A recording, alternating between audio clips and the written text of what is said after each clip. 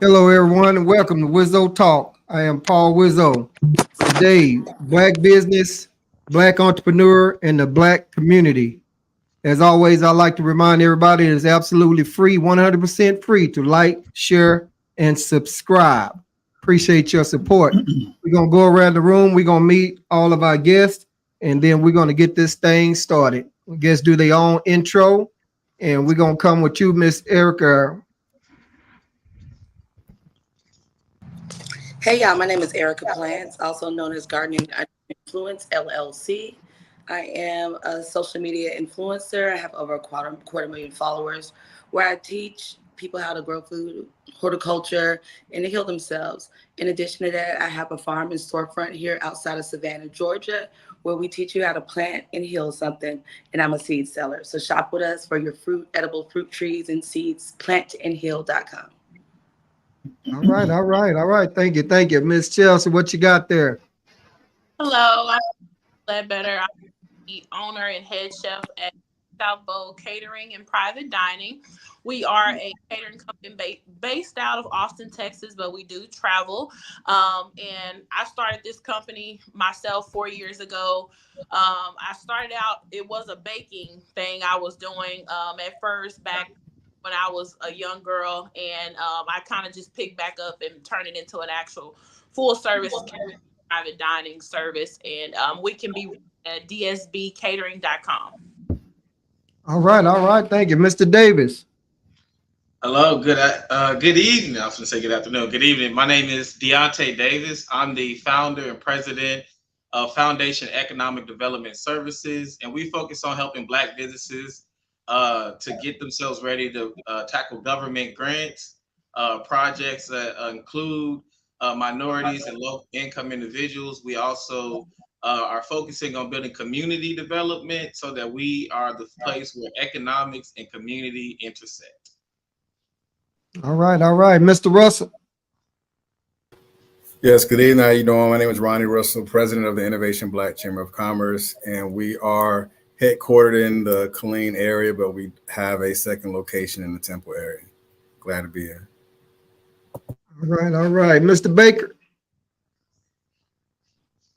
Go ahead, take this thing off mute. Hello, everyone. My name is RVB Baker Jr. I'm the president and CEO of I'm Malik Group Consulting. I'm a 20-year Army veteran, and I've done a little bit of everything from starting up my own DJ business to writing a book to consulting the military on the prevention of sexual harassment and sexual assault. Happy to be here with everyone. All right, thank you. Mr. Townsend, what you got for us? All righty. Thank you so much, Wizzo. Definitely appreciate you bringing us on tonight. My name is Terrence Townsend. I'm the CEO of TE Investment Holding Group. And what we do, we have a few different companies that we manage and own.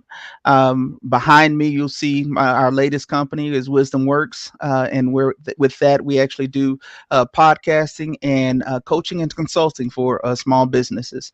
But thank you so much again for letting us be on. Already. So I'm going to thank everyone for being on. And also, I'm going to thank you from the bottom of my heart for being on time. I really appreciate that because I'm telling you, I was struggling and worried for a minute, but everyone popped in. So I appreciate that. So usually what I do is sometime on my intro, I go around and I ask, viewers to, hey, you have a hot topic, you have this, let me know and we'll have it on the show. So get to that, Mr. Townsend. That's what he hit me up, said, hey, Wizzo, let's have this topic. So to you, Mr. Townsend, I'm going to come at you. And first, I'm going to ask you why the Black business, Black entrepreneurs, and Black community topic, and why the guys that you invited on. And I can say why I invited the other ladies after that, but why? Well, again, thank you so much. This is an important topic for our community to talk about Black business, Black entrepreneurship, to be the door openers that help people get past the gatekeepers that a lot of people face and feel or keep them from moving forward into what I believe, God has called many of us to do. And that is to be business owners, to actually have commerce within our community, to help our community to grow and to become all that it can be. It's so much talent that we see that is untapped within the Black community, and so much opportunity that's out there that many of us in the Black community don't even understand and don't even know about. So I felt like it was very important for us to have this topic, for us to have this talk tonight, because there are so many people that are trying to do great things with entrepreneurship, with Black entrepreneurship, with educating folks, and with creating opportunities for folks who, in many cases, were systematically underserved and just really undereducated on knowing what was there. So I definitely wanted to invite Mr. Russell.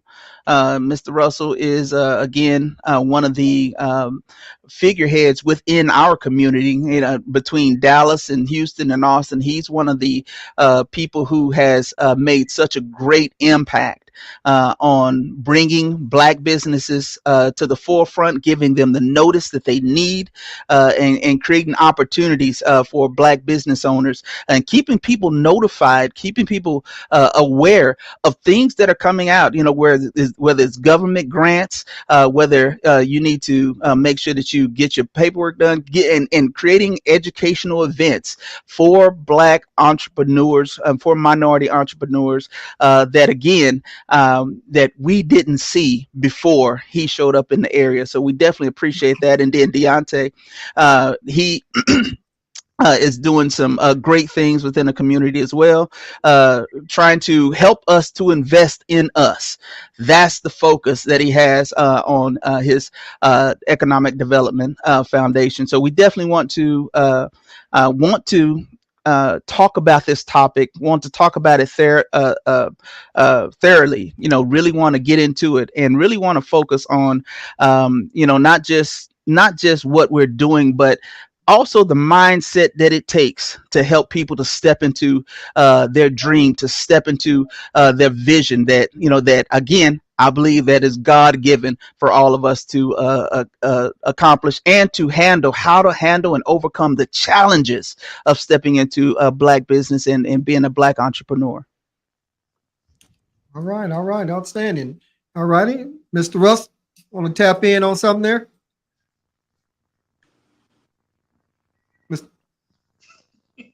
Oh, I thought y'all was still going with the introduction and why you brought in the ladies and stuff. Well, everybody then went around and did the intro, so I mean, you go ahead. I mean, bringing into the conversation, been brought in by Mr. Townsend. I mean, this is a conversation that's not new. No matter how many times we talk about it, no matter how many times there's different platforms that's created for it, we just have to understand that we're going to be the ones that save ourselves. We're going to be the ones that are going to need to be putting ourselves as individuals on notice, not saying we're going to talk about the whole total Black community. We need to talk about ourselves. Like, what are we doing? Where are we at? And how are we being impactful into our communities? Because I can't close a gap between, a huge generational gap, but I can close a gap between a first and a second cousin. Like, what are we implementing into our communities? What are we implementing into our homes? And what are we implementing into the people that we surround ourselves with? Okay, all right. Hey guys, and just to say this right here, I mean, if you have I have a list of little questions and things that I've come up with for myself. But ladies, guys, if you hear anything someone is saying, please jump in, piggyback on it, or voice whatever opinion you have or whatever you may think. Like I say, Mr. Terrence asked me to have this podcast, and figure want to try to get it out there and get as much information out as we possibly can. And then there was crickets. All right, then you know how I feel about crickets. I'm going to go ahead and push them out the way. Hey, I am super glad that we're having this conversation. I agree with everything that Mr. Russell just put out. One of the things that I like to add on is that in our community, a lot of times people get scared of starting a business because it seems too big. There's so much information out there. And really, being entrepreneurs, the main thing you have to do is build your base. And I'm coming from a military point of view. You have to build your base, and you don't build your base with every single thing that can make your business.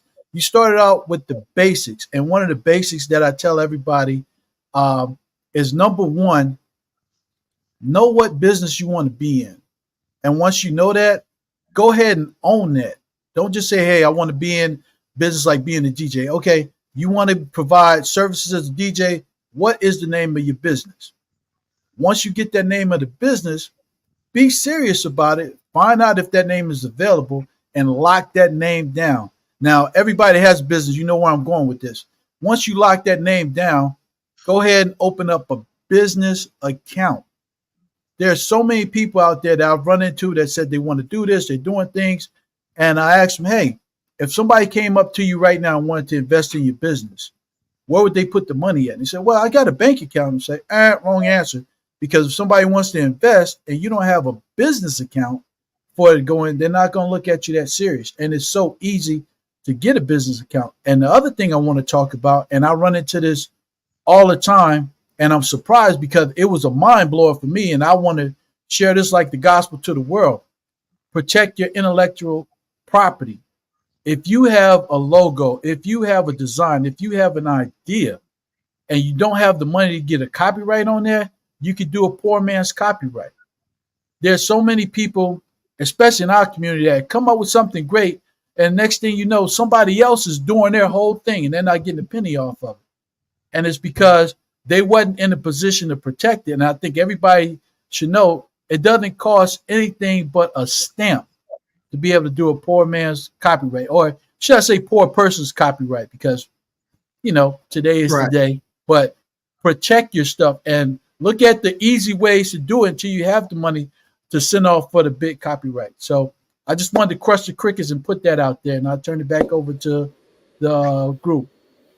All right. Appreciate you crushing them crickets. Yeah, but I'll push back on that. For us as a community, we are as sometimes we're our own detriment. Now, the poor man copyright, I think it was great for back in the 90s and the early 2000s and stuff like that. I would say if you're looking to get your IP legally stamped, just save your money up and put it towards something, because that legal documentation is what is going to secure you. A poor man copyright, I mean, it's 2024. Like, we are way past that in this day and age. You know, you can go to LegalZoom and there's other stuff. It's like $500, you know, depending on what type you're doing. Save your money, throw your money to the side, and then go at it the right way, because we can't do that. Because if you're looking to go for a grant, you're not going to do no poor man's business plan. You're really going to do a real business plan. So do good business and get it done the right way. I just had to say that. I don't want something and that's why we're here. The great thing about what we're doing, I said this to Wizzo all the time, is that we have to have that conversation so we can find out where those differences intersect. And I agree with you totally that, you know, in this day and age, you should save up money to do it. But I'm coming from a poor man's perspective. When you say $500, even though I'm retired right now, $500 is a big deal. And when I say poor man's copyright, even though we should do it the legal way so you can get grants and stuff, there's too many people out there that I run into, and I literally have fear in my heart because they're out there putting stuff on social media and it's not protected. And if you don't have some kind of protection, it's out there for the taking. And I'm just getting into film. So I'm learning a lot about writing scripts and doing short movies and stuff. And I'm realizing there's some people out there putting a lot of content characters out that anybody can just take it, reformulate it, shape it, and make it theirs. And they have no protection whatsoever. So bottom line up front, you should get that protection. But if you don't have that money set to the side, or you don't know about LegalZoom, or just going to the Secretary of State, to get some type of protection, at least have something to cover you, or put a hold on it so everybody can't see that stuff, because there's a lot of people out there that scan social media. I know they scan places like the crowdfunding, and they basically look for things out there that's not protected, and they will snipe it.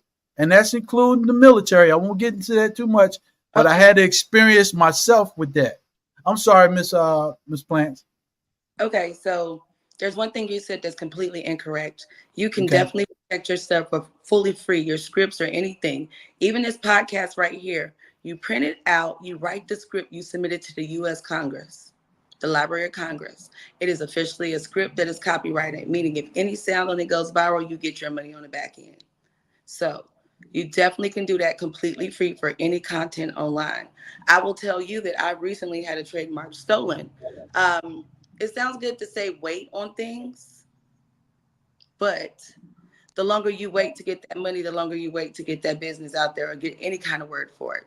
And so this person was a business partner who then turned and got the trademark, but she only got it for apparel. She got it for apparel. And then once it finally gets approved from the Gazette, you only have 30 days to dispute it. And that in itself is $600. So, but they have pro bono options, but you have to just be on it really closely. So if you got any words that you just monitor that you feel like are yours, you want to go and check that, put it on the timer on your calendar on your phone and check every 2 weeks just to make sure it hasn't been taken. Okay, well, I'm glad you shared that. I didn't know that about how you can print that and get that out, and that was something totally to me. I hadn't got to that point, but I would like to come over here to my chef right quick, cause I've tasted some of the things that she be cooking. I follow her on Facebook, so I know you be throwing down. But just to ask you, so are you protected yourself with your business? Cause I know Erica has an LLC and everything on one of hers. So are you taken care of and protected? Well, this conversation is quite interesting. Um, it has my mind really going because that was an issue that I was having when I initially started, because I started with one of my ex best friends, and so it was like we came up with the idea of the logo and like the brand together, but I was the talent, right? And so I remember we had like a small disagreement. We didn't speak for a little while, and he made a joke about saying that if my business blew up, then he would come for me. And it really stuck with me because I'm thinking, like, why would you say something like that, right? If we're in business together and we're close friends, like, you would make a comment like that. So after that, I started doing research on like how to copyright the logo, because somebody else had said, hey, did you hear the story about the Facebook guy? He came up with this idea, he blew up, and then his friend who did absolutely no work and had some drawing he had on paper and notes he had on a piece of paper and won all this money from the guy who owns Facebook because this guy did not protect himself. So I looked into it, and it was like just a bunch of legal jargon, right? That was not clear to me. And of course, it was like a huge dollar amount on it. So I was thinking, like, how do I protect like stuff like recipes and my logo and the name, even the name alone, because he does have drawings where we worked on the logo together and the name. So he could present something saying, look, we started this together and this is my business too, though his name is on any of my documents. But that I never heard of anything being free. And I don't know how it works in the food industry as far as, and as a logo, like if print it out, like does that still work the same? Is it Miss Plants? I'm sorry, I can't really see the Yeah, Erica. Yeah. Erica. So I do have questions about that because I would have to copyright quite a few things according to what I was reading, Right. to protect myself. So maybe some of y'all can enlighten me on that. Yeah, and you do want to do that. And in the end, it was completely my name, my intellectual property. I'd said it weeks before. I owned the domain, I owned all that, the website and all. They just did some underhanded stuff. And if you don't catch it in time, then you gotta wait for a year and a half or so before it's processed.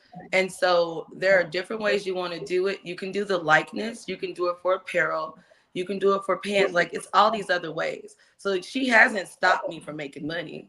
It just means, I mean, other than a hat or a hoodie, really, there's all these other options for what this is. So it's a matter of understanding that and having a pivot plan if you need to.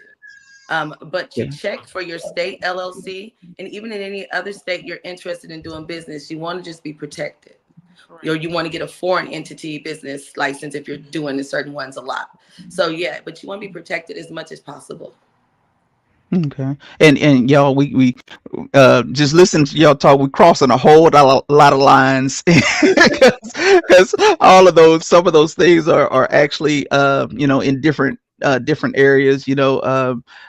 Just my background is in the music industry, and so copyright and all of that is extremely important. But it's a little different than when you're doing the music, and then when you're doing like recipes. So your recipes, the key would be to do something like a book, and then just get the whole book copyrighted. That's the money saver way, but it's done. And so and then with trademark is different than copyright. Same Yeah. idea, but they're different. So we have to definitely connect with people, and that's really the question I wanted to ask, just with this conversation. um how has mentorship, and how important is mentorship when it comes to helping people in business, and in Black business, and has anyone had a mentor that help them to to cross some of these hurdles, to jump some of these hurdles? I think mentorship is super important. I have a Growthfluencers accountability check-in every Sunday where we pull all the resources of these different backgrounds and all and help each other get to our goals. But I have a mentor who helped me with everything, and it was going to be my suggestion. It's completely free, y'all. It's backed by the SBA, which is the Small Business Administration, and that's a SCORE mentor. They pair you with volunteers in your region who are of like mind or from your background. And these people help you get your business off the ground, help you streamline it, move to profit. They help you register, do your LLCs, your DBAs, whatever it is, what the goal is. So for me, because I'm a farmer and I was trying to open a CSA and all, they paired me with a man who was a lumber yard with a forestry background of 40 years. He was a VP. And we sat down during COVID. He's like 85, sweetest man, but he had his stuff, the profit and loss every week. He helped me put my DBA in the newspaper. He helped me just make sure every liability, every insurance and all. And if you follow through with that, usually they have quarterly pitch contests for $10,000 to help you with that too. So mentorship is everything. Okay. Well, I'll tell you this, for as me with this podcast going, I haven't had any mentorship. I've been uh, spending money, wasting money, doing every kind of thing, but I'm having fun. I'm enjoying it. I do have my LLC and trademark pending and stuff like that. Erica, well, let me go back. I got to come back down to my shelf here. You're in Austin, right? That is correct. Right. So, Mr. Russell, you're in Killeen, right? Or no, Mr. Russell? Yeah, he said Colleen. I'm in Killeen, yes, sir. Okay. Yeah, I was just Yes, wondering. sir. So, yeah, yeah. Okay, thank you. If she, needed to have any help, or can she reach out to anybody? Seemed like she has a lot of questions and needs some help. So I'm just trying to, guide her to a certain way. Maybe we can link up, or y'all can send one another message or something like that, so we can help her get, you know, some things answered that she has some questions about. Is that possible? Yes, sir. Yes, sir. And I definitely got a lot of assets that I can connect her to down there in Austin. I know an IP lawyer, Ms. Nikki Salves. She taught a couple of times at our Texas Black Business Week, so I can connect you with that for your IP needs. And a couple of those affinity groups down there that I can connect you with as well. Oh, okay, that would be great. Thank you. Okay. I, So, Yes, ma'am. I feel like, I had another young lady, she's in culinary arts school, and she had to have a mentor. I didn't have a mentor. It was kind of just things were done trial and error. I feel like I'm a talent, and I have the accounting part down. I just really kind of started getting that down. again, by trial and error. But the business side of things is something that I'm still struggling with. And again, it's like here in Austin, I was born and raised here, so you would think, I had much more resources and stuff. But I feel like when you start a business in our community, people kind of like, ooh, they back away from you, or they feel like, they don't want to help you no more. It's weird, but I just guess that's just the dynamic here with the Black community, which is unfortunate. But yeah, I did offer the young lady my help, and I told her that, hey, I'm a talent and I can show what I do, and you could, shadow me, and I'll give her all the knowledge and things that I've, learned, and mistakes that I've made to help her not make those mistakes. But unfortunately, I can't offer her that business side of things or the legal part of it, because I'm not, I'm not there yet. Okay. Well, most definitely try to link up with Mr. Russell and get going. Mr. Terrence, well, before I ask you a question, Mr. Davis, we're not leaving you out, so jump in where you want to now. Yeah, man, it was a lot being discussed, man, and I think one of the biggest issues that we have is funding in our community. Being able to do business the right way, having the finances to do it the right way. So one of the things that I've been focusing on is creating the avenue for us to be able to fund our businesses so that you don't have to rely upon the Black community, because many of us don't have the capital in many situations to support Black businesses in their startup phase.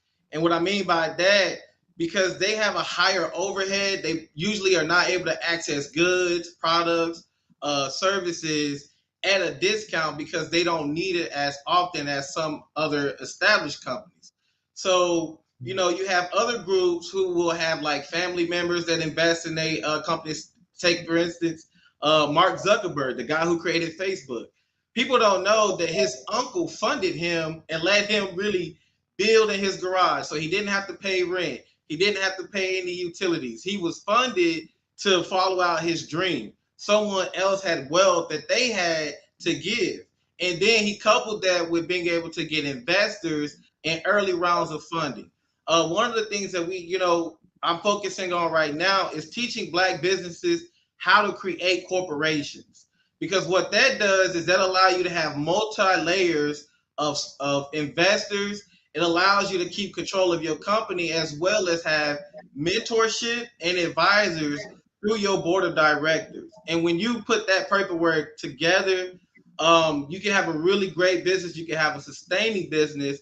Also, we're working on really tackling our access to capital, and that's going to the federal government because they have set asides.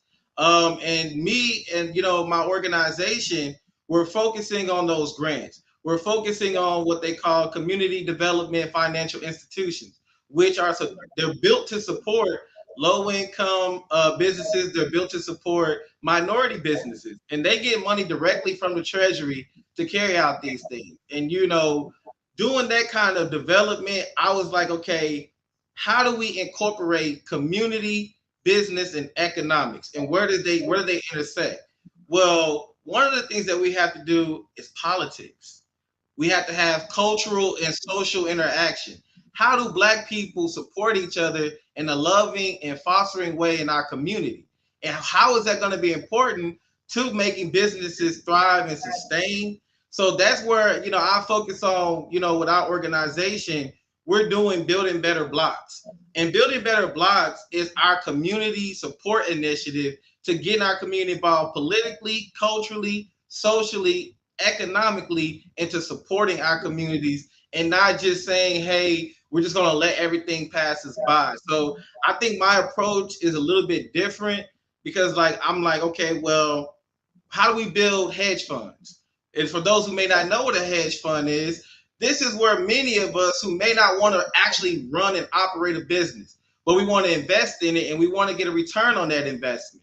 So now we can bring our monies together. So let's say Wizzo, you got $100, Mr. Russell got $100, Chelsea, you got 100, Orby got 100, and Terrence, you got 100. We've combined that money as a limited partnership. And now we create a general partnership who's the head of it. And that person is going to invest that money on our behalf. what we can do now is leveraging collective economics, community engagement, and it can be as small as $25. Some of these do have to be regulated by the SEC, but due to some of the Jobs Act, if you organize it in a certain way or you only have a certain number of members, you don't have to have the full SEC regulation, and you don't have to be what they call accredited investor, which means that you have to have a portfolio of at least 150,000. You have to have 10,000 in expendable funds, but you don't need that when you start out small. And you create these little hedge funds that, let's say Chelsea, she needs funding, she needs support. We say, hey, we've got funding. We're looking for a business to invest in. We want equity in your company. Or you can say, well, we want a return on our investment after a certain period of time. We're looking at wanting to have 8% return or 12% return. Really, it's going to be higher than that, like a 12%, because most banks and CDs offer that. But anyways, but just a way, just looking at alternative ways for us to fund our community and support ourselves in ways that we're not operating in silos. So that's kind of like what I've been really focusing on and building over the last 5 years. It's changed and grown. I started out actually as a nonprofit and have since, through mentorship, what you guys were talking about. My mentor, he was like, no, Deontay, what you trying to do, that's not going to work. I was just like, what do you mean? Like, we got to have community. He's like, no, you can still do community, a for-profit, and you're still the one leading that company and that vision. So I had to step out of my, comfort zone and really focus in on bringing that concept and say, okay, here's how we do this for profit. I talk now to city officials. I do business to business. I'm working with our city staff and state staff because they have requirements. I don't have to ask them for money. They have federal requirements or state requirements to hand down money to certain types of institutions. And I was like, well, what are those institutions? And then I figured out, okay, well, let me build that institution so I know for sure we've got this money coming down to our community and it's flowing into our community, and our community doesn't need to rely on those who don't have to support them and maintain them through their startup phases. So, that's kind of what I know. That was a lot, but that's kind of like my whole say so on everything that was talked about. It's all good. Appreciate you sharing that. I will ask one thing on that before someone else jump in. I heard you say the right way. So if I'm starting a business and I don't have no idea which direction to go, are you someone that I can reach out to? There's an outline, like a step-by-step outline of what direction I need to go and all that, step by step? Yes, we actually in the process of finishing out our entrepreneur incubator. And so with this incubator, we're going to be teaching you the step-by-step processes on how to set up your business, how to set up your corporation, how to set up your LLC, how to set up your general partnership. However you decide that you want to do business, we're going to be looking at those different ways, some of the pros and cons and benefits. Also with our incubator, like I say, it's still in the building phase because I still got to reach out to, city officials as well as investors to support this and say, hey, will you come out? Will you be a part of this so that we can get funding going? So that is one of the ways. And like I say, just in general, if you need, basic information, well, Deontay, how do I set up my LLC with the SOS, with the Secretary of State? What are some of the benefits of doing that? How do I set up my articles of formation? Those kind of questions, I can help you with and telling you, where do you start at? And I've done this probably 6 times. I've actually started a holding company with my family because I wanted to test pilot this. I didn't want to say, we can come together and raise capital without having done that myself. So I actually started with my family. And they say all the time, you don't go in business with family. But I was like, no, I want to prove this wrong. I think your family is a great people to go in business with, and they start the foundation of the community. Walmart did it, McLean's did it, Jeff Bezos did it. Like so many of these businesses that we know actually started those businesses with the support of family or going into business. But what they did do, and this is kind of like what I mean by the right way, is they had contracts.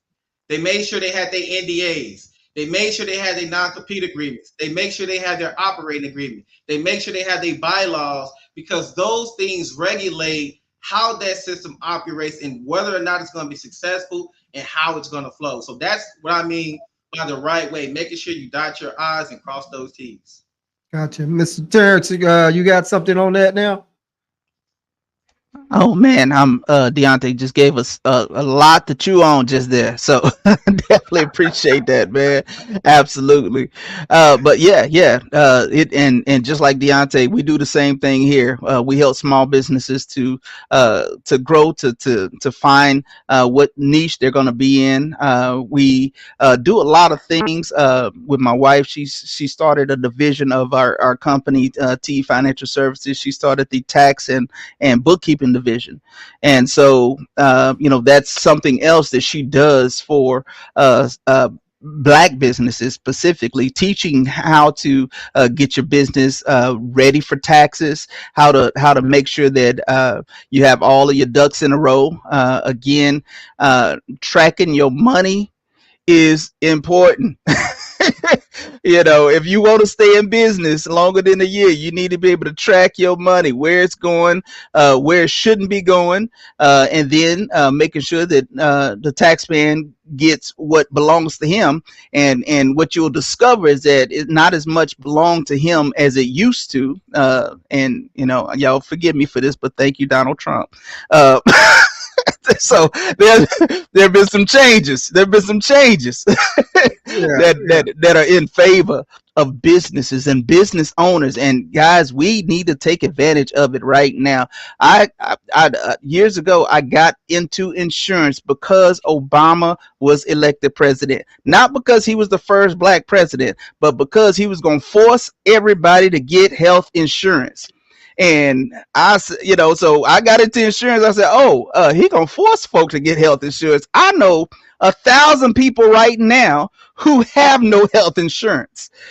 So I jumped into the game, to try and capitalize on that opportunity. And that's the thing. We have to understand that opportunity is out there for the taking.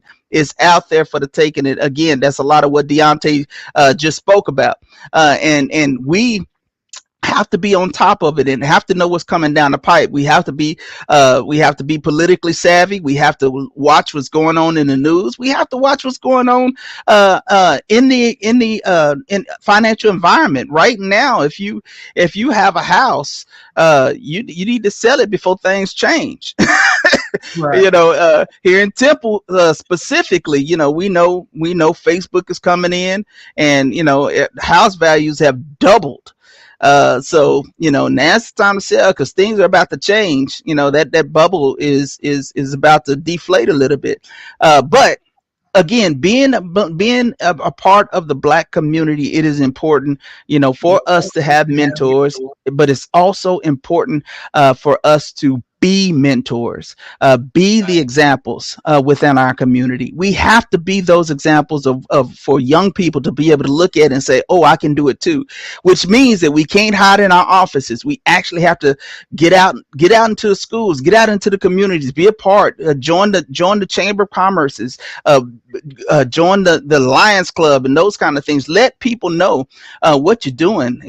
Set up work with the youth at your church. And it doesn't have to necessarily. Again, when we look at what the black church was when I know I was coming up, they did more than just preach. They taught us skills, life skills, and things that we needed to know. We all have something that we can bring and contribute and seed into the next generation. Because again, when we start businesses, we not thinking just about us. We thinking about what's to come. We thinking about our children, our grandchildren. And it's important that a person leaves a legacy. I told my kids, I say we either gonna buy it or we gonna build it. Either way, it's gonna happen. So I had to push in them that mindset that nothing can stop you but you. And so we have to get that word out to our community, and help to change the conversation, help to change the communication, help to change the dynamic that we see within our community. One of the big things that I know has been a big part of helping in this area, and I'm gonna toss it up to Mr. Russell, is the Black Business Week and the things that he's doing with that, and the things that the IBCC, Innovation Black Chamber of Commerce, is doing. And so, I just want to kind of throw that ball in his court, and hear really about the intention and the vision, and why it's important that we see a Black Business Week and participate. Okay. He passed the baton. So Black Business Week started in 2017, I think. So what we did was we took Black Business Week during the original time where Black people were, I guess, allowed to celebrate our victories, which was during Negro History Week. For those that don't know the history of Negro History Week, I would definitely say look it up. Look up Carter G. Woodson. That will let you know what Negro History Week was, and why those two dates on the beginning and the back end, why they were where it is right now on that. So as far as celebrating Black history, we like to celebrate Black history through education. We were blessed and fortunate this year to have Meta to actually sponsor Black Business Week this year. And the very first Black Business Month, I think, was started in New York. And then New York had the whole 30-day calendar filled with how to celebrate Black Business Month, which is now in August. So I completely truncated that and started that during Negro History Week. Black Business Week started with Texas Black Pages, which is my original platform, one of the most comprehensive Black business directories in the state of Texas. There's about 4 of us. There's a big one in San Antonio. They have like the Black Book and stuff like that. There's a big one in Dallas. There's a big one in Houston, and I have the one right here in Texas. I think Austin got one too a little bit. We're Soul City. We're kind of all started, maybe 1 or 2 years offset of each other. But during that time with Black Business Week, I think every city should at least develop a Black Business Week. And funny that we're talking about the whole copyright and trademark thing, because that's why San Antonio have their Black Business Week. It was grafted off of Black Business Week, starting right here. I mean, no harm, no foul. Great individual. I actually went on her show to talk about Black Business Week and what we were doing, what it's going to be like, and stuff like that. Next thing I know, we got Black Business Week San Antonio. I'm like, hold on, you never had Black Business Week nothing until Ronnie Russell drove down to San Antonio for an interview, and now you got a Black Business Week. I mean, again, I love it. For me, it's as long as the community is going to win. Like, for me, it was my gift, and out of my gift came San Antonio Black Business Week, as well as we have Black Business Week here. It's real simple format. For those that want to have it in their city, it's too easy. I would love to sit and connect and say, okay, this is how it starts. This is how it's built. The curriculum can be directed this way, and then figure out which day which week that you want to do it on. Hell, you can do it on Negro History Week the same time. But it's something that we can build our community intellectually. We can talk about intellectual property, but intellectually, we are the property. We've been property for years. But taking that intellectual property that we have and we feed it. One thing that I developed that I'll say, then I'll stop. We have to influence learning and reinforce it with education. That's what Black Business Week is about. Influential learning and grounded on education. So that's what Black Business Week is about. All right, all right. I knew we touch on one thing before someone else jump in. Now I know Erica, she's in Atlanta, I believe, right? I'm outside of Savannah. I'm in coastal Okay. Georgia. Okay, all right, up that way. And but my thing is, I know we talked about a lot of different things, and you guys are based here in Texas. So if she needed help with something, and I don't know you do that, that's anyway, y'all. That's my cousin. And if she needed any help with anything, would that apply to, you know, are we just talking about in Texas, or is this something statewide? And oh, I did have, let me see my notes. Mr. Terrence, you guys was talking about different services. So I'm wondering, is there a fee for those services just in case someone like Chelsea or someone else needed some type of help or advice on that? To start a Black Business Week, I Well, would no. say, Oh, say again, go ahead, go services in ahead. general. Yes, well, they was talking Well, about different services. oh, Go ahead, yeah, somebody. yes, sir. Oh, Like, go say ahead. if she want to bring a Black Business Week to Georgia, my very first thing, I'm about, kind of like Mr. Baker. I'm prior military. I'm about command and conquer. I would start a Georgia Black Business Week. Cut everybody off at the path, because if you started in your city, then somebody said, "Oh, we want to start Valdosta Black Business Week. We want to start a doggone Columbus Black Business Week."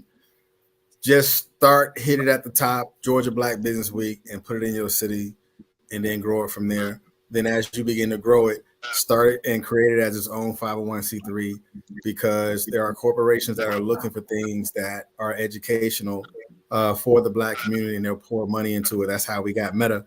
We've been building it for so long that Meta comes on board. So I would say if you're interested in that, at no cost to you, I teach you how to do it. But if I'm flying out, there's an invoice that's going to come. All right, all right. Well, appreciate it. Hey, I'd just like to thank Mr. Rice for tapping in. He's watching us. Mr. Rice has been on my show a few times, and actually, he's going to be on there again Wednesday for our Barbershop Talk podcast. So, but anyway, I just want to give a shout out because he's tapping in right now. And I appreciate to any of you guys that's already been shared it. I see someone already been sharing this for their viewers to watch also. So I appreciate that. So again, I'd just like to see Miss Chelsea, you had something you were about to say? No, No. sir. No. I would like to say something. I would like to say this from a farmer and from a Black person who knows how hard land ownership is. Hear me clear. Your house properties are never going to be low again. Do not sell anything. Land is finite. You can't reprint more. And as land everywhere is going up and running out of ag and everything else, somebody like Facebook, you seeing your house property double, is going to go up more. You can use the mortgage and the equity and all in your property and the value as a way to start your business. Do not sell anything. All right, all right. Mr. Baker, what you got? Anybody got something? I mean, I got some more, but Mr. Baker, I know you keep something in the bag of tricks. Well, I keep something in the bag of tricks, and everything I'm hearing is lovely. Mr. Russell probably knows his military. We always got a little pad on the side writing down notes of all this great information we're getting. The only thing I want to toss out there is we're talking a lot about some good, great stuff. But what about that young entrepreneur? A lot of times when I look at this business stuff, even though I'm 54, I look at it from the mind of a young cat that's never done this before, never been talked to about business before, and I'm learning all these little ways to do stuff that's actually accessible to me without having the money to do it. So when we talk about this mentorship, are we just talking about um, the people that come in with a little education, wanting to learn more, and they look the role and talk the role, or we talking about the Black community where we have a whole bunch of entrepreneurs and they couldn't tell you the first thing about an LLC, but they doing business. I'm talking about legitimate business. How are we reaching out to them? How are we pointing them to the right way to get that money? The last thing I want to touch on, Mr. Davis said something that's super important to me, and I definitely want to learn more. Maybe we can talk offline about this.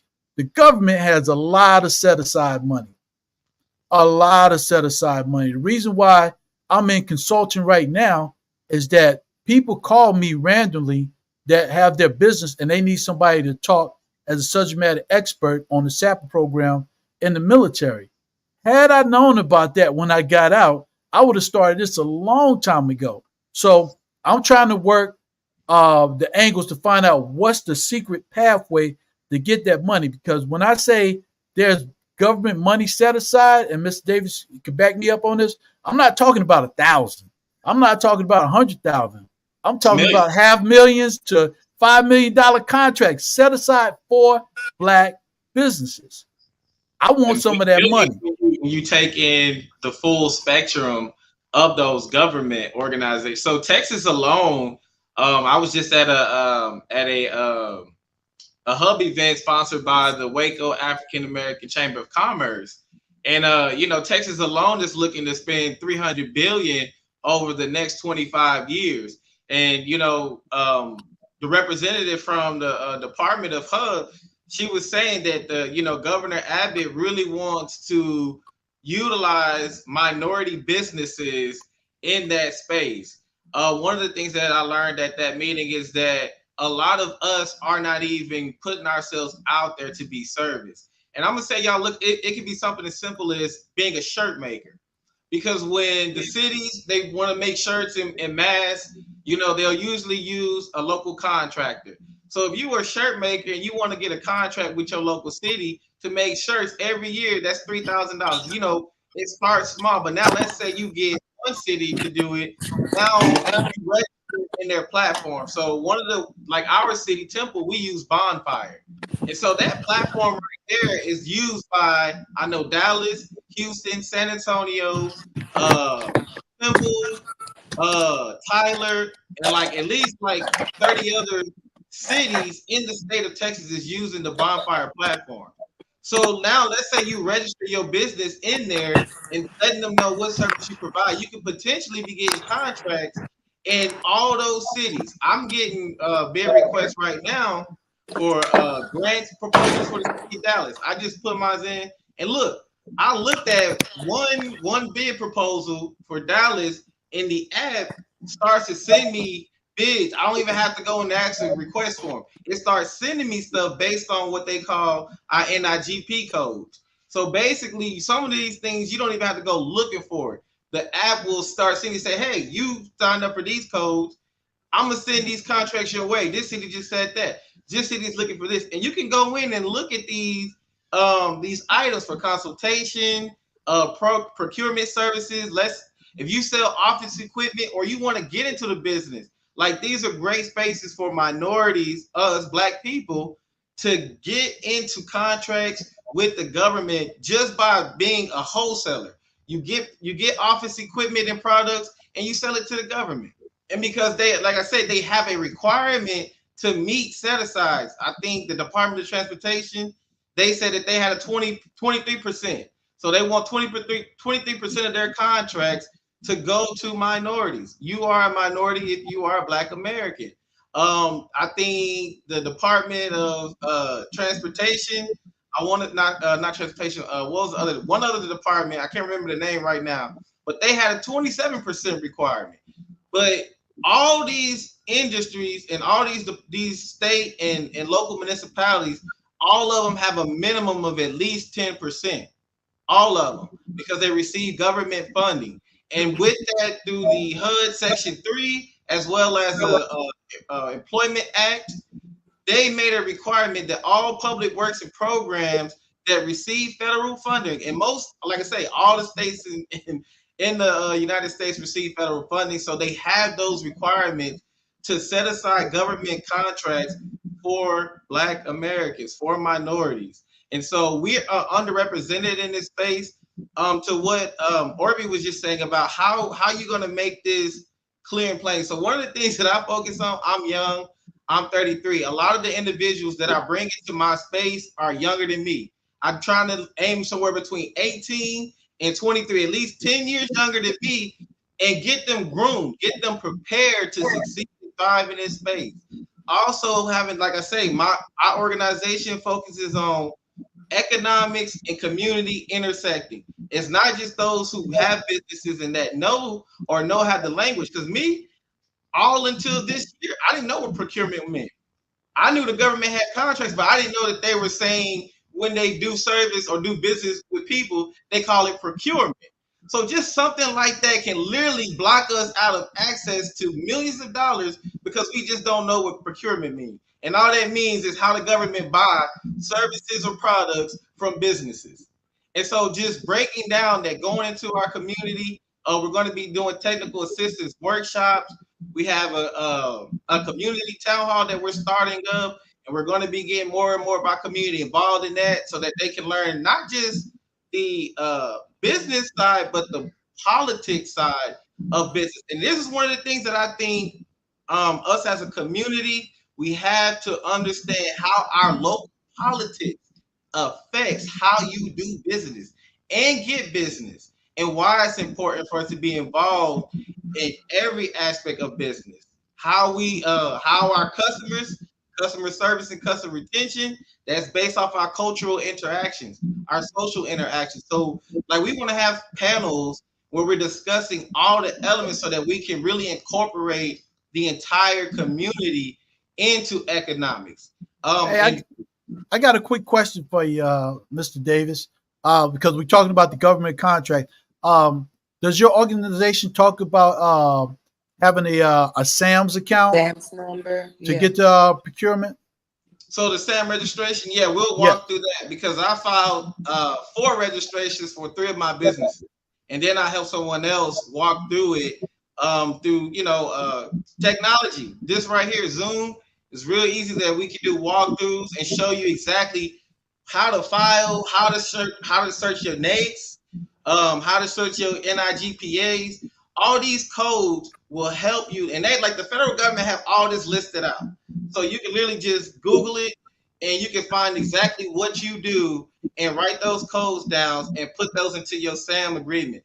But yeah, the SAM registration to get your unique identifier. That's so you can get registered with the SBA. That's going Hold to on. help you be a Stop. part of those Hold on. those Oh, wait. NWPE programs. What you say, Eric? Listen, this is the biggest issue right here with intimidating new business owners. It sounds like you just talked in cursive. We have to break down what it is from the jump. When you say, oh, procurement is this, we need to start with the SAMS number, explain why we need a SAMS number, what exactly that is. When we say SBA, you need to break it down because if not, you just alienated even me knowing all those initials. I'm autistic and ADHD, and I'm like, dang, we have to talk smaller, lower, slower. And we have to make it easier if we're going to say that. But to say, well, you can Google that, but then at the same time, not understand it, then you can Google the definition of procurement. We got to break it down, but not baby handicap. Because somewhere in there, you're going to have to do some of this work yourself because you are the business owner. Absolutely, yeah, and I do agree that I agree with both of you. With those folks, some folks, again, being a coach and a consultant, sometimes you have to coach folk, which means that you're holding their hand, walking them through it. But and then I know Mr. Baker as a consultant, we stand on a high mountain and we see everything coming. And so we try to help you to navigate those waters. And so the key is preparing your business. And I feel like that's what both of y'all are saying, Sister Plant and Brother Davis. I feel like that's you have to prepare your business to move to the next level. And whether that's with a SAMS number, in fact, us being African Americans and having Black-owned businesses, woman-owned businesses, military veteran-owned businesses, you need to make sure that you have your business certified as a hub certified business.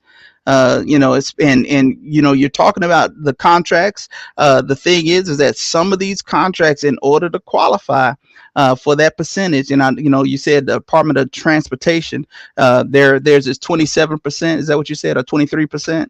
Yeah, I want to say Yeah, it's either them or another one, but I know it's 2 departments yeah, that have like 20% or above y- that they're yeah, paying yeah.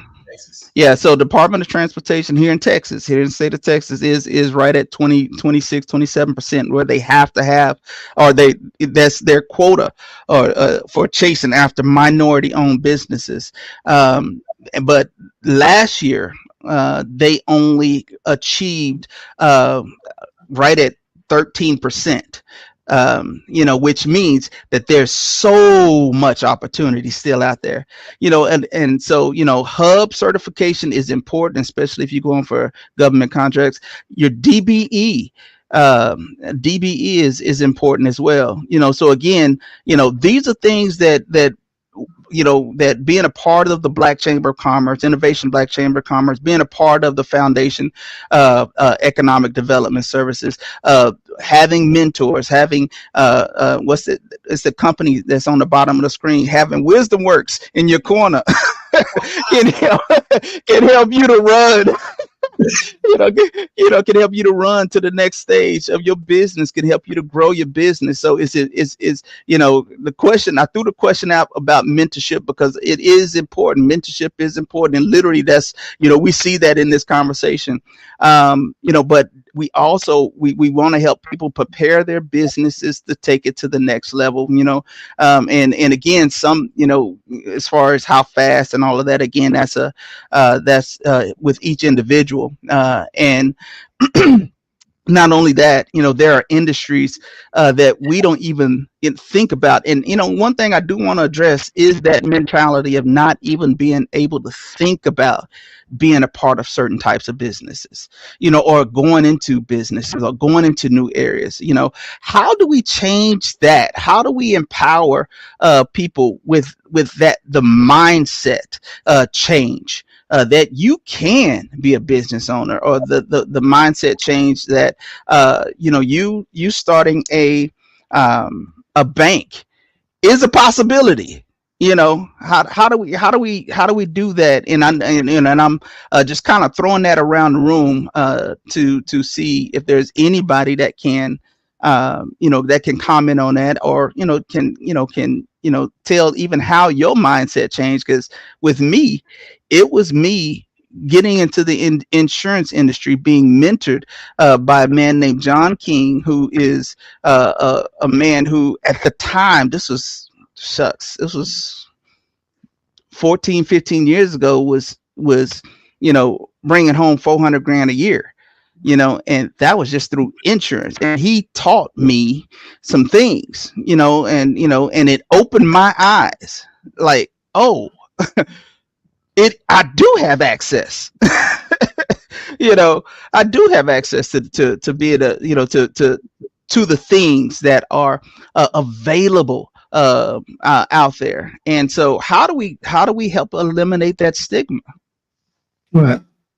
Before someone else gets off in on that, I want to just touch on just two things. First, I know Mr. John King, Haiti passed, and his wife during the COVID time. I've been dealing with them back when I ran the Little League football, probably almost 30 years ago. They did my ribbon cutting for me. So I've been dealing with them, him and Robin and all them, for a long time, in his family.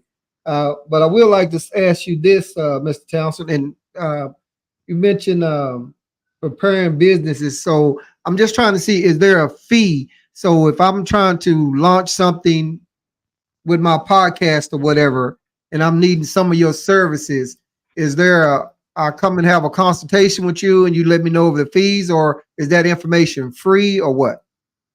Some information absolutely is free of charge. Some information doesn't cost you a thing, and that's usually public domain information. The key is knowing how to use it. That's the difference maker. Is knowing how to use it. Again, Deontay is a prime example of that. Knowing how to use the information that's in the public domain, and then being able to help people to utilize that, to research, to find what they need, using the tools. I know that Mr. Russell also is a master when it comes to AI. So we can get into that in a little bit, but again, some of those things now, that are available have are making a difference. But yes, with me, I do offer mentoring. I do have a like a monthly plan. I mean, it's $25 a month if anybody just wants to be in there for specific services. There are fees and rates that do go up right now. I'll just tell you, my biggest client right now is paying me $1,500 a month to for for podcast work, podcast production, and everything behind the scenes marketing. And then I do have a team that pulling together to work with me on that. So, but again, that's on the high end. But yeah, as far as just a group, a community, there are a lot of communities out there that are no charge to be a part of, and with my community again, it's uh, $25 a month, and we do group consultation, group coaching, helping people to identify what their need is. Once they identify what the need is, then we have to identify how are we going to go about meeting that need and making sure that everyone is accomplishing their goals. And so that's it's like I said, it's just a grip load of information out there. Again, connecting with Deontay, connecting with Innovation Black Chamber of Commerce. You can't beat a community of people. It's like a brain trust that that you put your business in the hands of, and that brain trust is helping you to win. Okay, okay. Make sure, guys, I would like to ask you, Mr. Davis, Townsend, Russell, that, if you guys leave some information, Erica, just someone may, even myself, may want to reach out to you guys. So I'm posting up, whenever the viewers leave a comment, I'll post it up. But I know how to reach you guys, but Erica, for example, may not know, and she might need to read some information. So just ask you to just try to share any contact info so they can reach you, or even with the viewers or whatever or something. So All right, yes, sir. yeah, Yeah. everybody got Okay. it. Go ahead. No, go ahead. I was just about to ask if anybody had something. Go ahead. Okay, so the question was, how do we get people to believe that they can open a bank Right. regardless? The USDA has taught me a whole lot of stuff. If you show up, the United States government is not in the business of opening businesses. They are in the business of enhancing your current business. So part of the reason the funds are going back, and part of the reason we're not accessing it, is we don't know the right questions to ask. And so, the right questions to ask, you can get so much further. So if you call the USDA and you say, I'm about to open a farm, I'm fixing to start a farm, they don't have any help for you. There's no information. But if you say, hey, I've already acquired the land, this is what I'm doing, and I'm looking to enhance my current farming business, my current banking business, my current whatever the case may be, then there's tons of options, and there's double pots of money. I get a pot of money because I'm a woman in many fields and like being a farmer. I also get a pot of money because I'm Black. I am also Louisiana Creole, so I use Latino as well because guess what? It's a romance language because of the French. So I'm gonna go get all the pots of money possible, but it's a question of knowing what's out there, what to ask, or who to ask, how to ask it. That's why mentors matter. AI is your best friend in this season.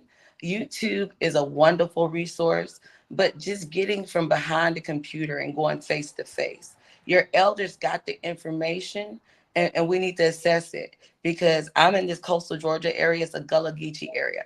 And so the quote is, when an elder dies, a library burns. We need to get out here and get face to face with these elders again, get these life skills, get this mentorship, get this information, and keep the community going.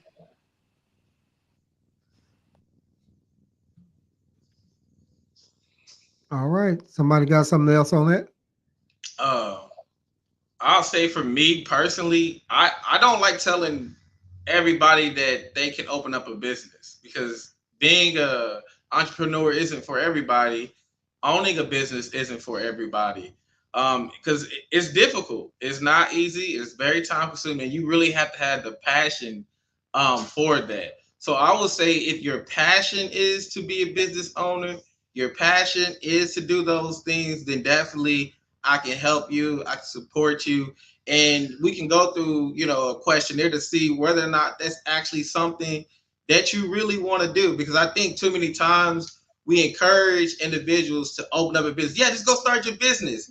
And then they go out there and they jump out there and do it, and they really don't have what it takes to be in business. And you set them up for failure. You set them up for something that they really was not meant to be doing. So it's not about whether or not you can do it. Is this something that you truly want to do? Because you got to be committed to it. You got to have perseverance. What she's talking about when you're going to the USDA, seeking out grants, seeking out mentorship, you have to get up and do that. Nobody else is going to do that for you to make your business work.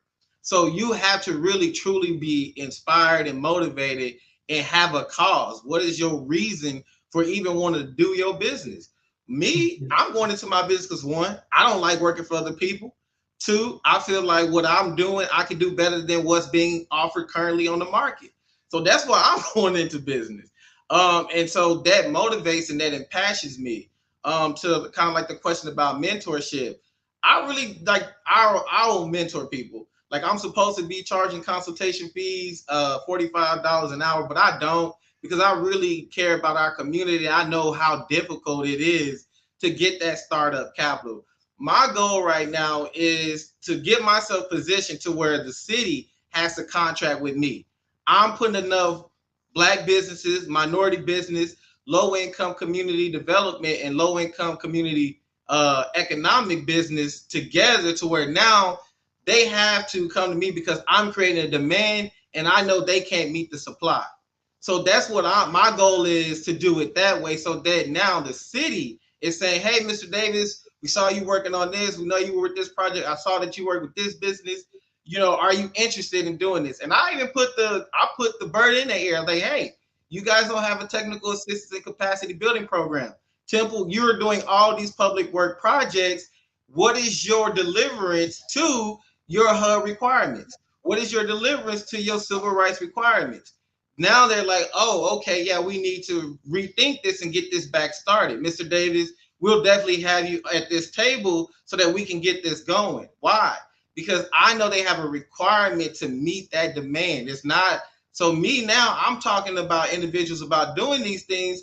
I'm creating a demand for my service. But now I'm not going to have us pay for me to teach you. The government is going to pay for me to teach you because they have the requirement.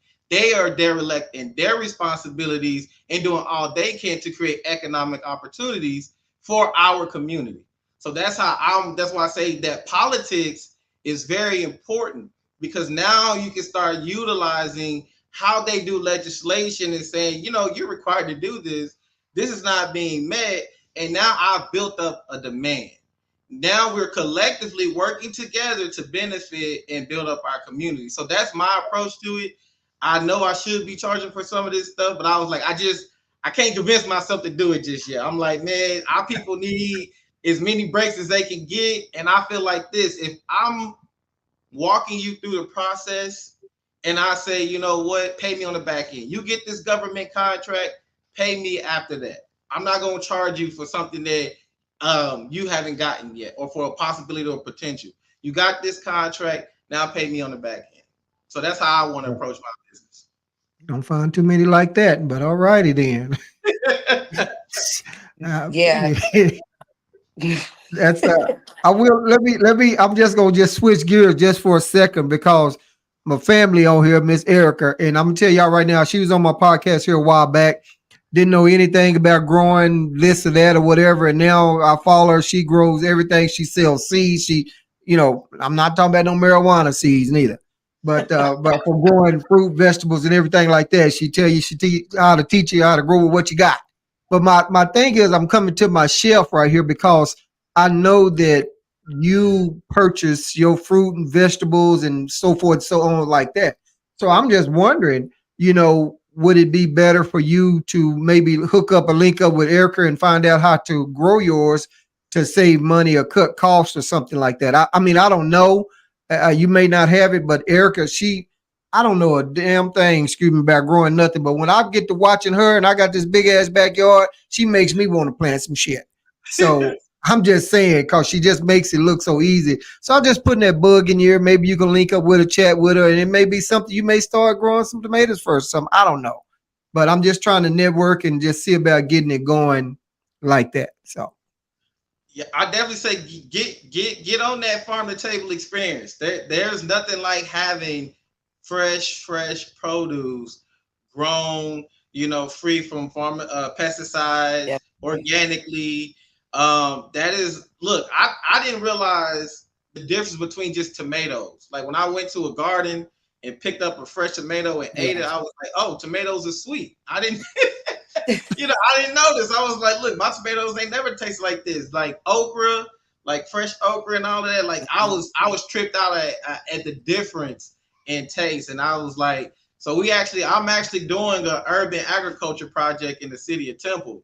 And we starting our little nursery in our backyard and in our home. That was another thing that I kind of got, the family to come together. We had land. And I was like, well, y'all, let's do a farm then. Let's start growing some stuff because there's some grants available. Um, I checked into our NRCA, which is the National Conservation Services agency. Was it NSA, right? The National, NCRS. yeah, NCRS, yeah, Conservation something service. But yeah, they help you get farming and all that stuff started. If you want to do, backyard, or you got like, we only got like a little. I think our land is maybe like a half an acre, but you can grow a lot of produce on a half an acre, and you Definitely. can get support from, from the in, I'm trying to use the right names because I'm so used to just using the acronyms, but I want to also Yeah. kind of share with the audience. Hub means historically underutilized Yeah. business, and they also have historically underutilized business zones. That if you create a business in those areas, you can also get set aside funding and support for doing that. So you can be a hub business in a hub zone and get other tax rebates, other funding and support and things like that. And then the other one that I think we mentioned the DBE, which is your disadvantaged business enterprise, Yeah. and that's with the Small Business Administration. And once you get that, the way you get your DBE is also you're gonna be doing your SAM registration at the same time. You don't have to, but you might as well. If you're gonna get your DBE, you might as well go ahead and complete your full registration so that you can get federal grants or federal contracts to do services and business. So that's what the SAM System of Awards and Management, Yeah. which is How you get how your the money. federal government regulates who they do business with. That's what that means when we say SAM registration. So System of Awards and Management. So I want to just break down those words. I was like, yeah, she's right. We need to make this a little bit more plain and simple for those who don't know what those yeah, things mean and how they Yeah. apply. yeah. And I was basically just your about to SAM's say that. number is just how you get paid. That's it. Yeah. I was just about to say that, Mr. Davis, you was breaking that down from what Erica had said earlier. So he like, look, you got to break that down for somebody that might not know. And you said some things also that I did not know. So, but and that's outstanding. I know people ask me all the time, am I trying to do something with this podcast of mine? It's not monetized. I've been doing it for a year. I've been having a lot of fun with it. I built this studio that I'm in right now, and so I'm just reaching out to people and having trying to bring things to the forefront, some good topics and a lot of good information. And you guys have definitely been putting out a lot of information right now. Mr. Townsend, you still there? You got something else on there? Well, no, like I said, I had have a lot as far as helping business owners try to get their finances in order.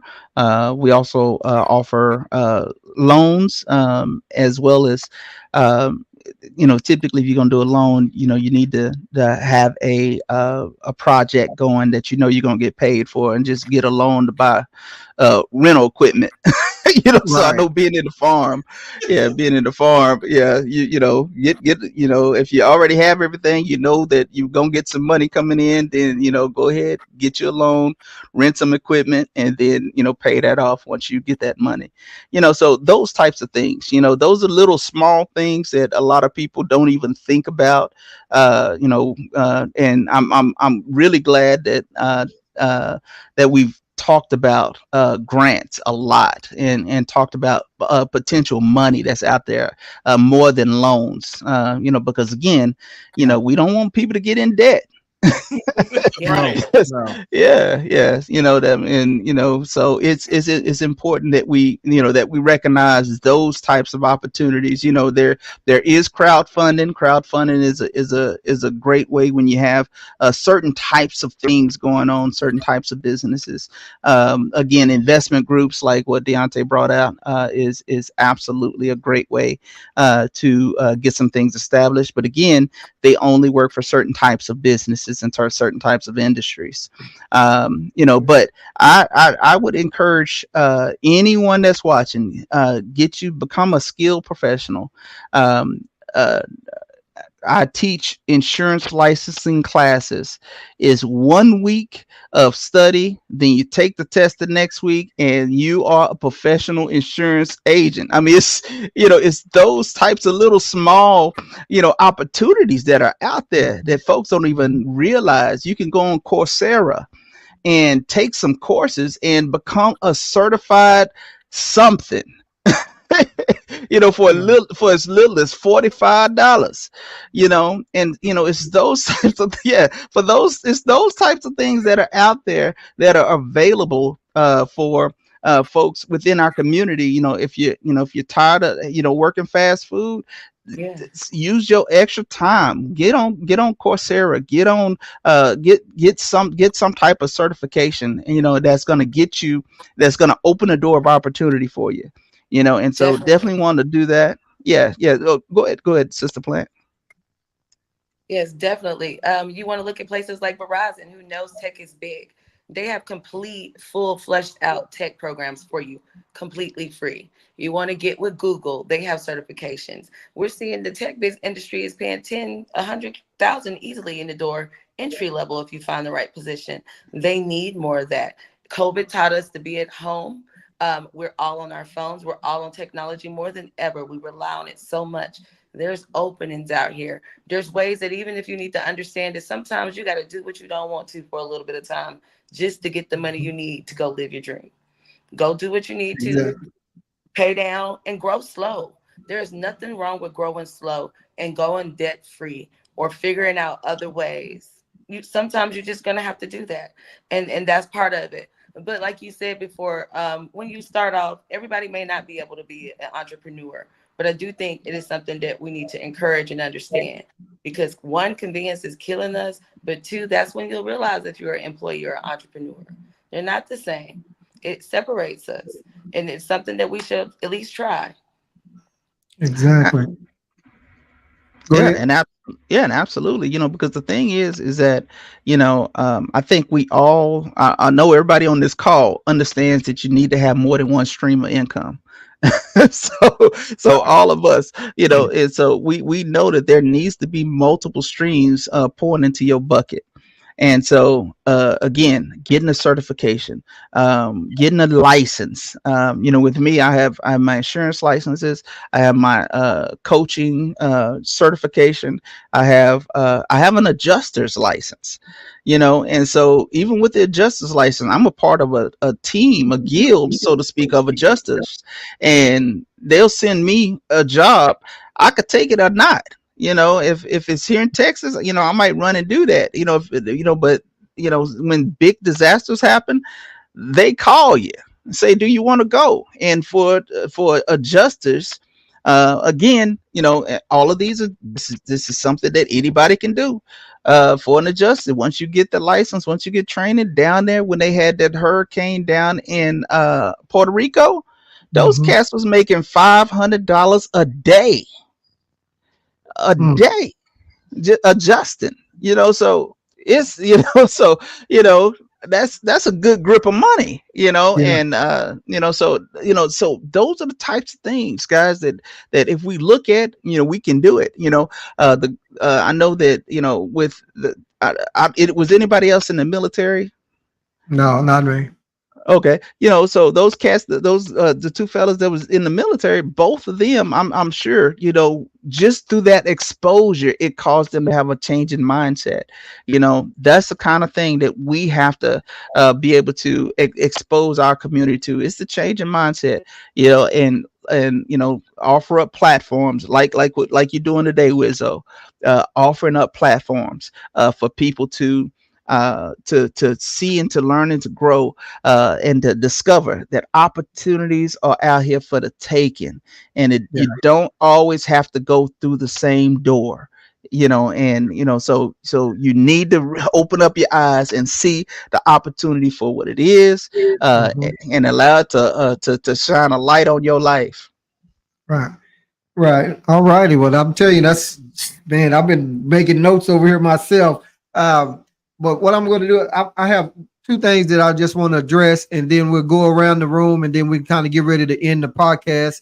I know, Eric. I know where you are. It's probably about midnight almost. No, no. But just to point out, Mr. Townsend, you talked about the insurance, and I worked with Robin King a long time ago, and I tried to get my oldest son to get a license to do the insurance, to sell the insurance, but he wasn't in. He like, I don't want to go door to door. I'm like, son, things have changed now. You got the internet.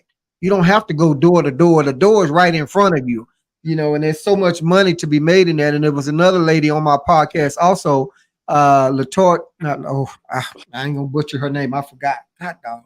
She's been on several of my podcasts, and she sells life insurance and everything like that. And then just to mention about that adjuster, that's I work with a guy that's going through that process right now, and I just hope that I don't know if he's finished. I'm not sure, but I hope that he's thinking about all these natural disasters that's around and can venture out and try to see about getting some of that money. And then the last thing I just want to touch about, when I was thinking about a business or whatever, and I still have it in the back of my head. Now I know who to kind of come to for you guys, especially the one that don't charge no money. No, but I catch him on the back end.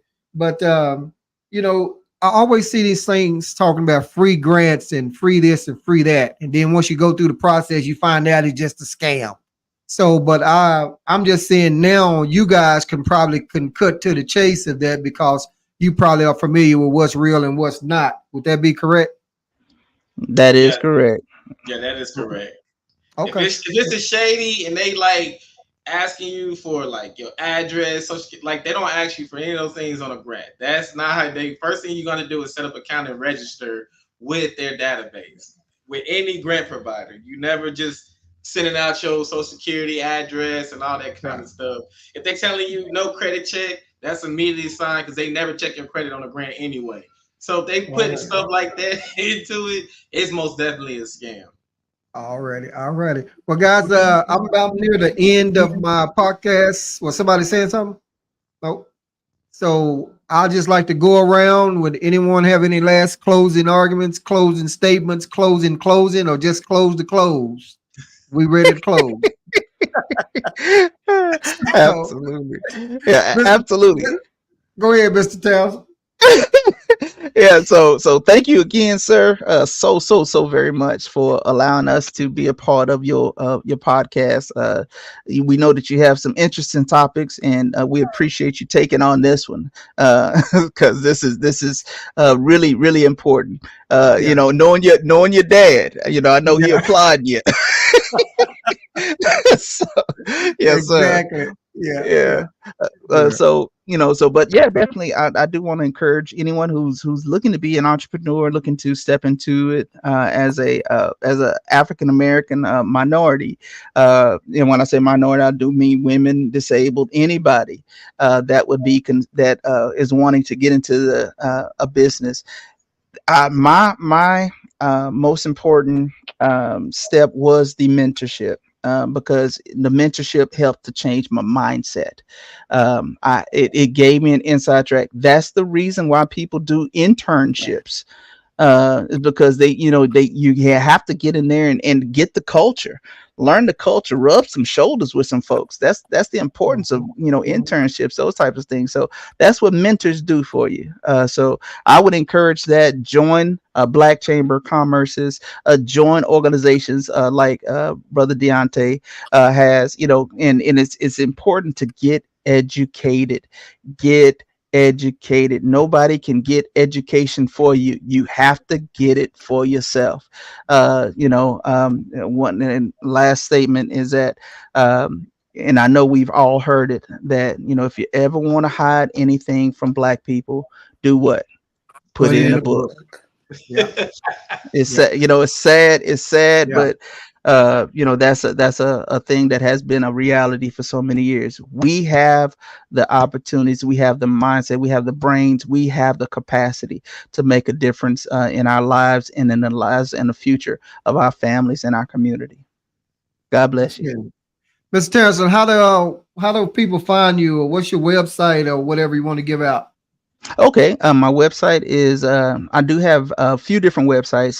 The main one is TE Financial Services, and that's T as in Tom, E as in Edward, financialservices.com. And that is my where I have host all my insurance. I have the uh, loans. So anyone who wants a loan, they can actually apply right there on the website. So I have all of that available for anyone who's needing that. If you want to set up a meeting, consultation, all my consultations are free. And and every now and then, I do that Deontay thing. We'll work out something.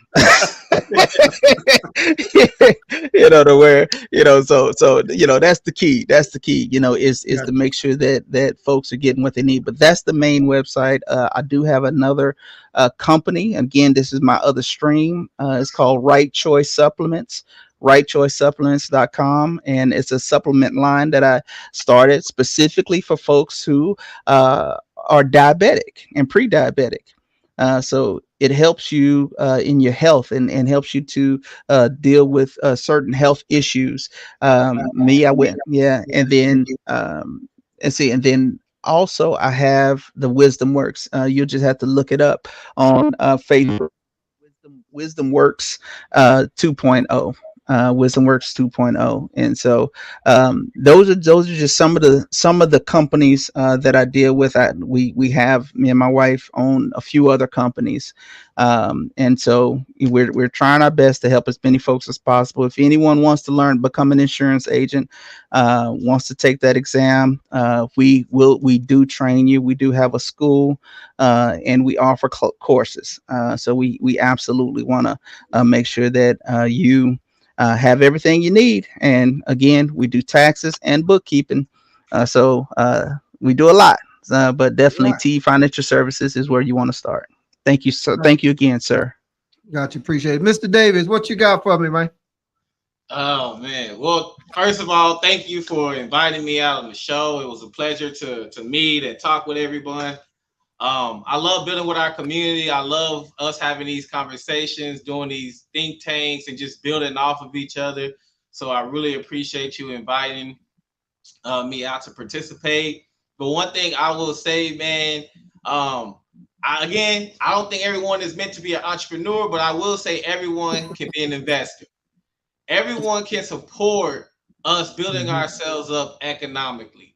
That don't really require a lot, takes a lot. You know what I'm saying? You just gotta say, you know what?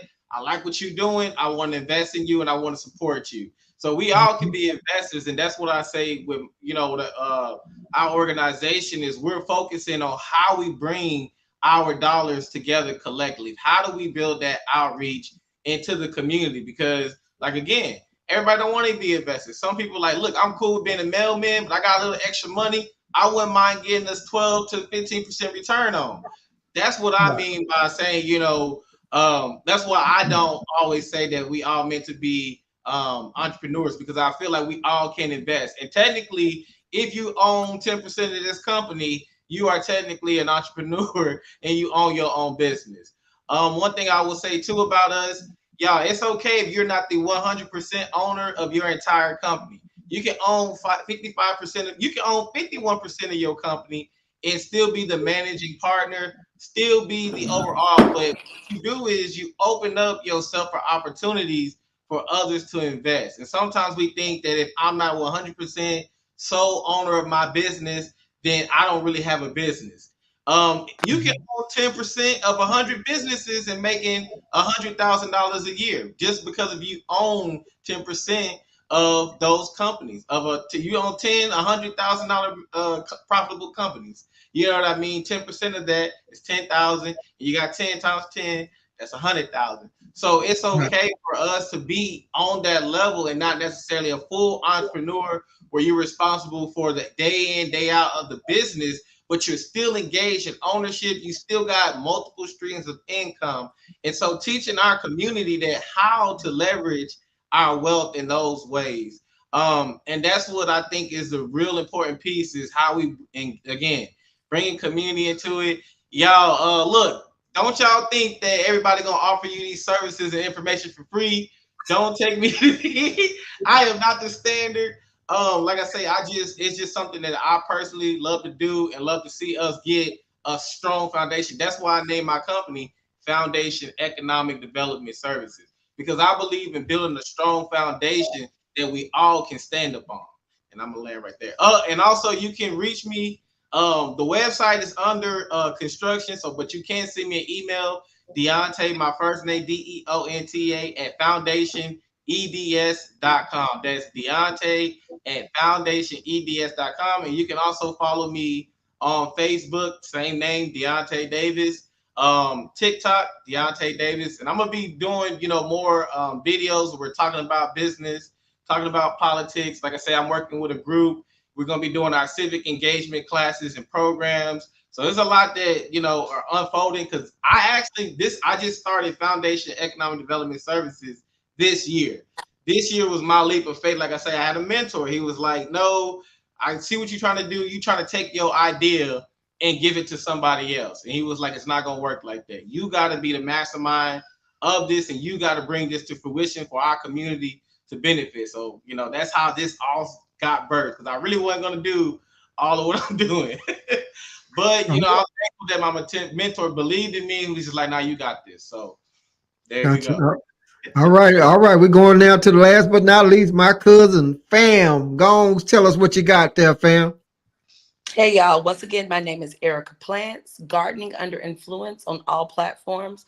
I teach 250,000 people across this nation how to grow food, how to grow in small spaces, indoor, whatever. Because if you hit the fan again, it don't matter if you got soil equity or not. You're still going to need these life skills. It may not be our generation. It might be the next one. So these life skills are important. This is all about healing the community and just returning us outside a little bit. So I am a seed seller. You can buy seeds from me at plantandheal.com. And chill. You're going to heal something, whether it's your soul, the pollinators, whatever. You're going to heal something when you plant it. But you also get to taste your decisions. You can follow me again on all platforms in the Gardening Under Influence. And I'm going to land with this. As a content creator and as a business consultant, I do agribusiness consultancy all the time. I have several farmers on track to make 6 figures this year already, just from my free advice during Growthfluence Accountability. But if you do not tune in on Sundays from 7:15 to 8:15 during my free time, then you will be paying $300 for 45 minutes. Okay? And that's what it is. Because I know my worth. I know what I'm teaching and what I'm implementing. You have to trust and know what you're doing. If you're not making money, it's a hobby. You're still not in business then. It's not a guilt thing at the end of the day. One of the business things that we need to talk about as Black business owners is, yeah, we want to uplift the community. But if you can't pay your bills to survive, then you suffering too. And now you're back in the same situation. That makes no sense. So on my stance, y'all go ahead, feed the community, but make sure you're feeding yourself as well. That's where I'm going to land this. I hope y'all had a great night and got a lot of information. Yes, it's been definitely a lot of information. We had some guys and ladies, everyone, some of them had to drop on off, but I appreciate them tapping in anyway. Mr. Townsend, I appreciate you asking for this for this podcast and for this topic. And I know myself got a lot of information out of it. And as you said earlier, you never know what you're going to get here on Wizzo Talk, because we talk about some of everything, uncut and unedited. But Right. I appreciate you guys for tapping in, and just think about maybe sharing the feed when you get a chance to help someone else out. And maybe once I tag you guys in it on Facebook, you guys can put your information, and someone else can maybe tap in. And there's somebody out there needs some help. So I hope that some people listen to this and get some valuable information from it, because I know I definitely did. And once again, I thank y'all. Thank the viewers for watching now, and thank you for watching later. And always remember, it's free to like, share, and subscribe. And this podcast will also be uploaded on Spotify, Wizzo Talk 8972. Thank you all, and y'all have a good night. All right. Blessings, sir. Good night. Thank you again.